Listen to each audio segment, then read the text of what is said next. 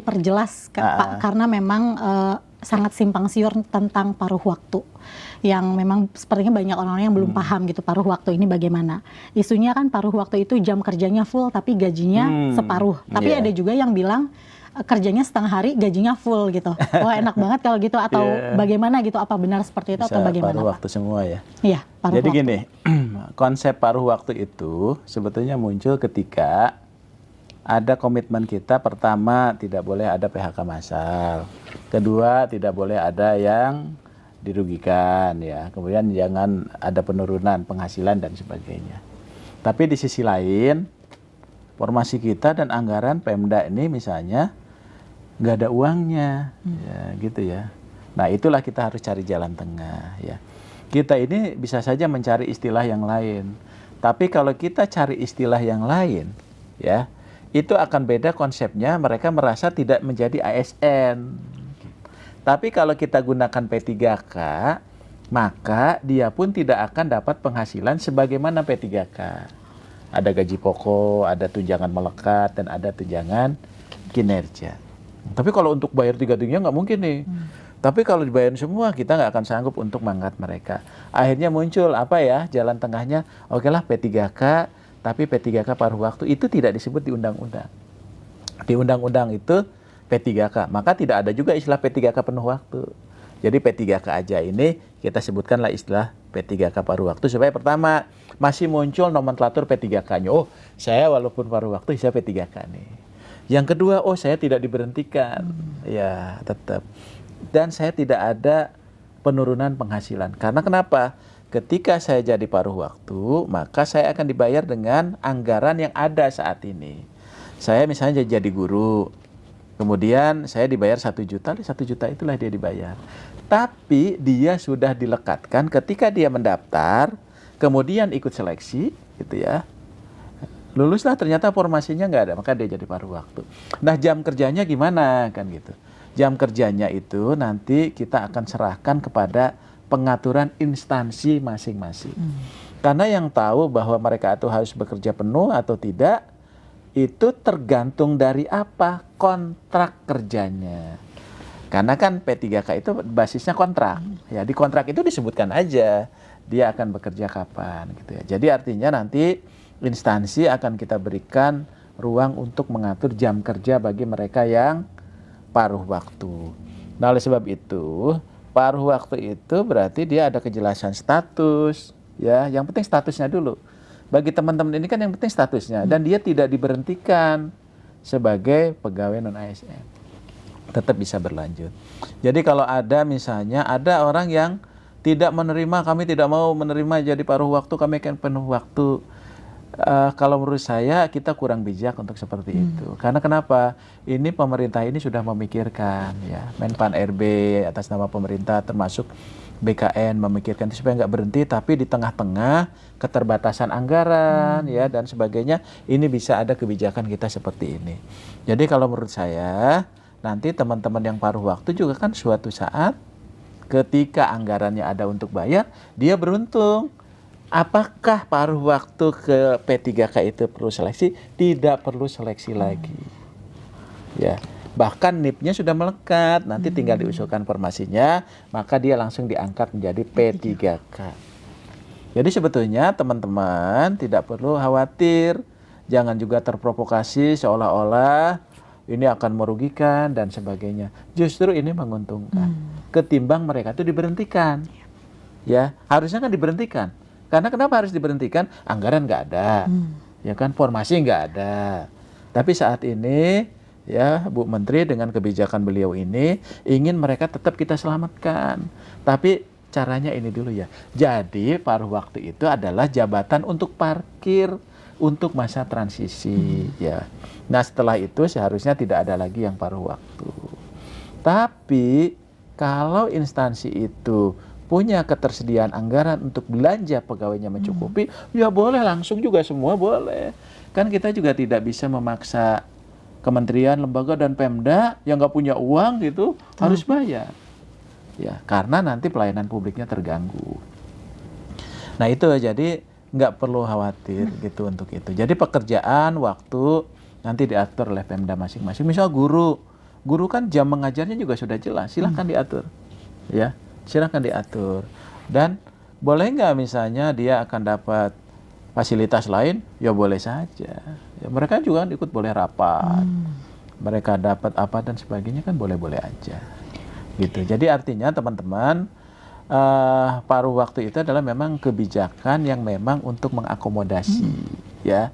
Ketimbang kita tidak bisa mengakomodasi itu, ya tentunya ini dampaknya juga akan kemana-mana, ya. Tapi kalau dengan paruh waktu itu kita bisa paling kurang mengakomodasi teman-teman yang tidak ada formasi dan anggarannya, tapi mereka punya status hukum yang jelas, gitu ya. Nah, siapa saja nih Pak yang masuk ke P3K paruh waktu nih Pak? Jadi P3K paruh waktu itu, yang pertama mereka yang terdata dalam database BKN. Prioritas itu ya Pak ya? Itu prioritas. Ya. Kecuali kalau ada kelebihan. Yang kedua, bagi mereka yang telah mengikuti seleksi tahap 1. Ya, tahap 1 walaupun dinyatakan nggak lulus, dia jadi P3K karena nggak ada formasinya. Jadi istilahnya nggak ada lulus dan nggak lulus sebetulnya. Jadi artinya yang penting dia mengikuti seleksi. Yang ketiga adalah bagi mereka yang sudah mengikuti seleksi CPNS yang database. Tapi pertanyaannya, kalau saya bukan database, kemudian ikut seleksi CPNS, bisa nggak ikut ke tahap 2? Nggak bisa. Karena dia bukan dalam database BKN. Ini kan banyak pertanyaan, saya ini nggak bisa loh daftar tahap 2. Ya, begitu dilihat ternyata dia bukan database. Dia ikut CPNS nggak lulus, maka dia terkunci nicknya di BKN. Tapi bagi saya database BKN, saya ikut SKD, ternyata gugur, atau SKB gugur, maka dia tidak perlu seleksi lagi, dia akan langsung diangkat menjadi P3K paruh waktu. Oke, mudah-mudahan bagi saya sih cukup jelas ya Pak ya, sangat jelas. Mudah-mudahan jelas. Nah, termasuk pendaftar nih yang terakhir. Jadi yang ikut, yang dulu tidak mendaftar, kemudian ikut tahap 2, kemudian ada 100, dia ternyata 150, yang 50-nya juga tetap paruh waktu. Tapi kalau misalnya ternyata uangnya ada, ya semuanya jadi P3K. Gitu. Jadi mohon ini ya pemahaman dan pengertian dari teman-teman semua. Kira-kira kondisi itulah yang menyebabkan tadi kebijakan pemerintah itu membuka salah satunya di paruh waktu. Itu hanya nomenklatur aja untuk bisa teman-teman gunakan dulu gitu. Tapi jenis jabatannya sama. Ada guru dan tenaga kependidikan, ada tenaga teknis, dan juga ada jabatan-jabatan pelaksana. Ya, gitu. Berarti sudah jelas ya Pak sebenarnya pemerintah. Sebetulnya ini kesempatannya bagus kalau menurut saya teman-teman. Cuman kan kadang-kadang mungkin ini komunikasi antara Pemda, misalnya BKD, informasinya itu secara tidak utuh ya. Nah sementara kita sudah melakukan rakor, sosialisasi ini yang luar biasa kepada seluruh PPK loh. Dan pengelola kepegawaian. Gitu. Seharusnya bisa tersampaikan dengan baik ya Pak? Harusnya begitu. Ya mudah-mudahan lah. Mudah-mudahan ini sampai 20 Januari 2025 ini, teman-teman yang 1,6 itu bisa terangkut semua. Oke, ini ada pertanyaannya gini Pak. Dia sudah bekerja nih selama 2 tahun, tetapi dia tidak terdata dalam database. Itu tuh jadi dimaksud masa kerja minimal 2 tahun itu dihitungnya tuh dari kapan? Iya. Gitu? Jadi kalau sebetulnya yang prioritas itu selalu disampaikan Bu Menteri itu database BKN, karena itulah yang menjadi komitmen. Tapi juga misalnya kalau ada yang memenuhi syarat, ya boleh juga tapi tidak prioritas. Jadi artinya 2 tahunnya dihitung mana ya? Dihitung kalau kembali ke Permen 6 2024 itu ketika saat mendaftar kan gitu ya Pak, saat mendaftar. Tapi ini sebetulnya saya melihat Pak Waka ya yang dominan itu ya memang teman-teman database BKN gitu ya. Jadi mungkin tidak terlalu banyak gitu ya. Dan itu juga tidak melebihi data yang ada dalam database BKN. Betul. Bahkan masih kurang ya Pak, masih di bawah ya data Pak Waka tadi. Masih di bawah itu. Jadi artinya ya memang dihitungnya kalau kita kembali ke Permen 6 itu pengalaman itu sampai dengan pada saat dia mendaftar, dan harus dilakukan secara aktif dan terus menerus. Tapi yang lebih penting saya ingin sampaikan Pak Yomo tadi, Pak Waka tadi, bahwa pertama hati-hati dengan modus-modus penipuan dalam bentuk apapun juga. Jadi jangan pernah percaya nanti mengatasnamakan, kan ini banyak juga mengatasnamakan Kemenpan, BKN ya.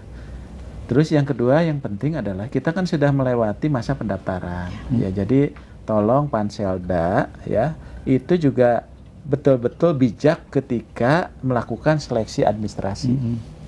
Karena ini kan komitmen kita. Jadi jangan sampai ada salah dikit nanti di TMS kan gitu ya. Jadi nggak ada istilah itu. Karena prinsipnya dia mendaftar, dia ikut seleksi, mohon teman-teman di Pemda ini jaga dan bantuin ya teman-teman. Karena mereka sudah punya komitmen, apalagi sudah bekerja ya Pak ya. Khususnya bagi mereka yang sudah terdata dalam database BKN. Jadi betul-betul nanti teman-teman ini diberikan ruang karena inilah kesempatan besar bagi mereka untuk menjadi P3K atau P3K paruh waktu supaya tetap pelayanan publik kita bisa berjalan, kemudian juga status mereka itu menjadi jelas ya. Tapi tadi kita pun sama-sama baik teman-teman pegawai ASN, baik pemerintah menjaga ini sesuai ketentuan peraturan perundangan ya Pak ya. Jadi kalau kesempatannya ini sudah cukup luas lah bagi kita ya untuk memberikan ruang. Tapi ya tadi sampai 20 Januari itulah yang ada. Berarti kita akan stop di situ ya Pak ya. Stop di situ. Nggak akan ada perpanjangan lagi nih Pak. Mudah-mudahan. Karena ini saya kira juga ini kan terkait jadwal ya Pak ya. Jadi kalau kita perpanjang terus ini kita nggak akan selesai. Terus juga ini perlu kami sampaikan. Kemarin kami Pak Waka, kami runtut tuh. Ternyata banyak sekali sosialisasi, rapat koordinasi lebih dari 10 kali yang kita lakukan dengan Pemda. Terakhir kami dengan Pak Kepala BKN, dengan beliau juga, dengan Pak Waka, itu dengan seluruh kementerian lembaga, termasuk coaching klinik. Jadi kita nih udah sangat teknis, ada 4-5 kali coaching klinik Pak, dari mulai 2023 ke seluruh Pemda-Pemda, supaya dia mengoptimalkan tenaga non-ASN-nya. Jadi arahan Bu Menteri, coba ini disosialisasikan terus. Dan itu sudah kita lakukan. Dan terakhir, ketika ada Kepmenpan 15, 16, termasuk jadi surat Pak Mendagri dengan surat Bu Menpan, itu khusus tuh BKN, ya Pak Kepala, Pak Waka dengan timnya itu langsung bergerak. Termasuk juga Bu Menteri menyapa juga teman-teman dari Pemda itu supaya memotivasi, ayo lakukan apa namanya tata kelola ini dengan baik dan memberikan kesempatan yang seluas-luasnya. Gitu. Jadi Silakan. tentu saya berpesan pertama kepada instansi ya. Mohon kami pemerintah pusat dalam hal ini Kementerian PAN-RB, Kementerian Dalam Negeri, BKN didukung upaya atau niat baik kita untuk mengakomodir mereka yang memenuhi syarat untuk bisa diangkat menjadi P3K maupun PNS ya. Karena luar biasa seleksi tahun 2024 dan 2025 ini hampir tidak berhenti. Tapi ini karena memang diniatkan dengan baik supaya kesempatan yang sama bagi warga negara itu tetap kita junjung tinggi untuk bisa menjadi aparatur sipil negara.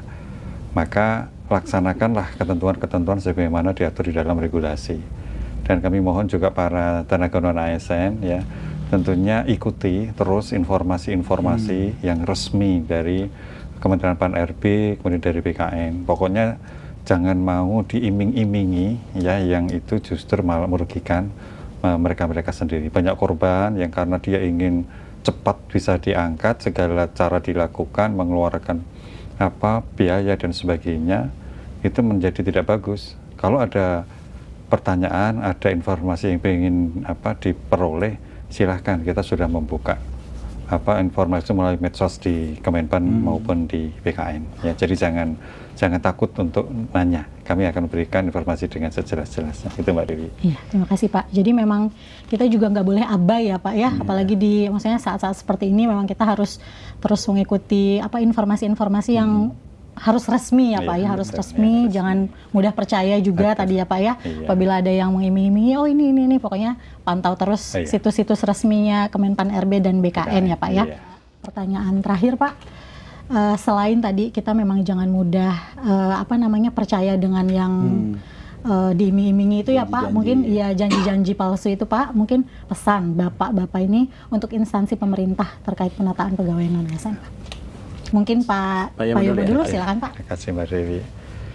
Jadi sekali lagi saya ingatkan kepada teman-teman di instansi pemerintah maupun pusat, terutama BPK ya, kita membangun komitmen bersama dalam satu framework yang sama. Mari kita selesaikan penataan tenaga non-ASN ini secepat-cepatnya, sebaik-baiknya, ya seobjektif-objektifnya, sehingga kesempatan mereka untuk menjadi aparatur sipil negara itu segera terwujud. Ini menjadi tanggung jawab moral kita bersama, itu Mbak Dewi. Mungkin dari Pak Arya sekarang? Ya, jadi mungkin prinsip dasarnya bahwa yuk kita jalankan mandat undang-undang. Ya, undang-undang itu memandatkan bahwa kita selesaikan. Basis dari penyelesaian itu adalah database PKN. Supaya kita ada landasan pedoman untuk melakukan itu. Dan kita tidak melebihi dari 1,7. Nah, oleh sebab itu, ini kan sudah optimal sampai 20 Januari 2025 ya. Jadi harapannya tadi kerjasama lah dari Pemda ya, dari kementerian, lembaga dan pemerintah daerah untuk sama-sama mengawal karena ini kerja bersama ya. Jadi walaupun tadi ada problemnya teman-teman di daerah, tapi kan kami juga dengan BKN ikut gabung di situ untuk menyelesaikan. Tapi ini untuk yang terakhir ya Pak ya. Jadi setelah ini mungkin jangan ada lagi. Dan yang terakhir bagi teman-teman pegawai non ASN, yuk ikuti aja prosedur saat ini. Jadi nggak perlu khawatir. Yang penting teman-teman mendaftar, ya, mendaftar, kemudian ikut seleksi. Makanya tadi mudah-mudahan seleksi administrasi juga ya dilancarkan lah semuanya. Yuk kita dukung teman-teman pegawai non ASN yang sudah mendaftar itu. Kemudian nanti jadilah nanti ASN-ASN yang tadi yang memiliki integritas yang berakhlak lah, gitu ya, berakhlak. Nah, termasuk nanti ada tugas Pak. Selanjutnya pengembangan kompetensinya, pendidikannya diperbaiki, ya, kompetensinya ditingkatkan dan sebagainya. Termasuk nanti dampaknya ke pelayanan publik. Ayo teman-teman semua, ya, dengan kesempatan ini kami dengan Pak Waka ngajak teman-teman Pemda untuk kita bersama-sama menyelesaikan ini. Termasuk juga teman-teman yang pegawai non ASN yang sudah mendaftar, tetap semangat. Sekali lagi terima kasih atas waktunya Pak Yomo, juga terima kasih. Semoga jawaban-jawaban yang disampaikan oleh Pak Aba dan Pak Yomo ini dapat disimak dan didengarkan dengan baik-baik ya, dan mudah-mudahan semua pertanyaan ini dapat terjawab dengan semestinya gitu. Sekali lagi terima kasih Bapak.